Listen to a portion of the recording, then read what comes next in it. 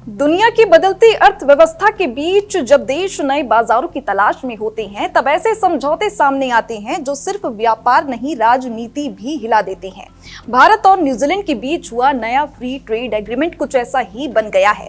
इसी हफ्ते सोमवार को भारत और न्यूजीलैंड ने इस नई एफटीए की आधिकारिक घोषणा की। न्यूजीलैंड की सरकार ने इसको एक बड़ी कामयाबी कहा।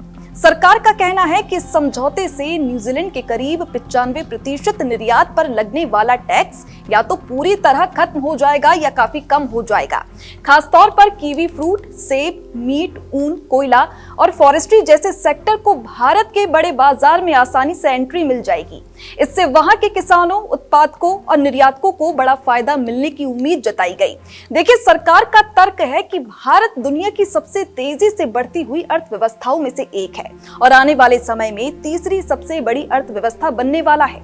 ऐसे में भारत के साथ व्यापार बढ़ाना न्यूजीलैंड के लिए बेहद जरूरी है। सरकार मानती है कि अगर न्यूजीलैंड अभी इस मौके को नहीं पकड़ता तो भविष्य में वो वैश्विक व्यापार की दौड़ में पीछे रह सकता है। लेकिन इस समझौते की घोषणा होते ही न्यूजीलैंड की गठबंधन सरकार के भीतर विरोध के सुर तेज हो गए। सरकार में शामिल न्यूजीलैंड फर्स्ट पार्टी ने इस एफटीए को देश के लिए खराब सौदा बता दिया। पार्टी के नेता और विदेश मंत्री विंस्टन पीटर्स ने खुलकर कहा कि इस समझौते में भारत को ज्यादा फायदा दिया गया है, जबकि न्यूजीलैंड को बदले में उतना फायदा नहीं मिल रहा। पीटर्स की सबसे बड़ी नाराजगी डेयरी सेक्टर को लेकर है। न्यूजीलैंड की अर्थव्यवस्था में डेयरी उद्योग की बहुत बड़ी भूमिका है। दूध, मक्खन, चीज और अन्य डेयरी उत्पाद वहाँ के प्रमुख निर्यात हैं। लेकिन इस एफटीए में भारत ने इन मुख्य डेयरी उत्पादों पर भारी टैक्स कम करने से इनकार कर दिया। मक्खन और चीज जैसे बड़े उत्पाद समझौते से बाहर रखे गए हैं। सिर्फ कुछ सीमित उत्पादों जैसे कि शिशु फॉर्मूला मिल्क और मिल्क एल्ब्यूमिन्स पर ही आंशिक राहत दी गई है, वो भी कोटा सिस्टम के तहत। न्यूजीलैंड फर्स्ट पार्टी का कहना है कि ये राहत बहुत कम है और इससे डेयरी किसानों को कोई बड़ा फायदा नहीं होगा। इतना ही नहीं, पार्टी ने इमिग्रेशन यानी कि प्रवासन से जुड़े प्रावधानों पर भी सवाल उठाए हैं। इस समझौते के तहत भारतीय नागरिकों के लिए एक नया रोजगार वीजा शुरू करने का प्रस्ताव है। न्यूजीलैंड फर्स्ट पार्टी को डर है कि इससे भारतीय कामगारों की संख्या बढ़ सकती है और पहले से ही प्रतिस्पर्धी नौकरी बाजार पर दबाव और बढ़ जाएगा। पार्टी का कहना है कि इससे स्थानीय लोगों के रोजगार पर असर हो सकता है। इन आपत्तियों के चलते गठबंधन सरकार के सामने मुश्किल खड़ी हो गई है। न्यूजीलैंड में प्रधानमंत्री क्रिस्टोफर लक्सन की पार्टी नेशनल पार्टी के पास अकेले सरकार बनाने के लिए पर्याप्त सीटें नहीं है। उनकी सरकार न्यूजीलैंड फर्स्ट पार्टी और एसीटी पार्टी के समर्थन से चल रही है।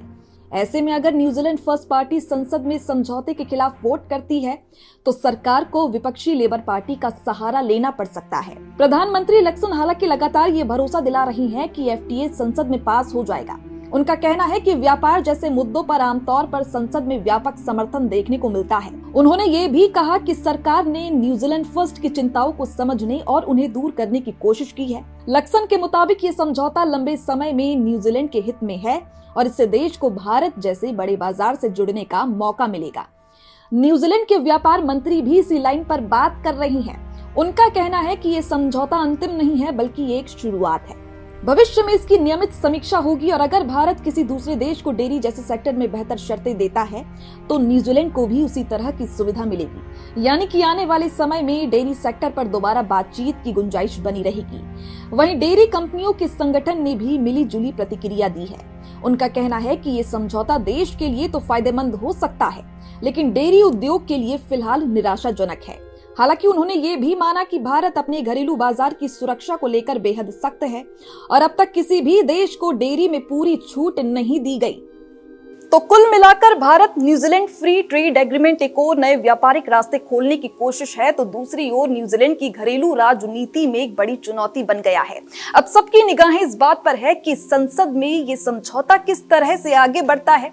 क्या सरकार को विपक्ष का समर्थन मिलता है और क्या गठबंधन सरकार अपने अंदरूनी मतभेदों को संभाल पाती है या नहीं। इसकी पल पल की अपडेट आप तक पहुंचाते रहेंगे। इसके लिए आप बने रहिए हमारे साथ और देखते रहिए भारत अपडेट।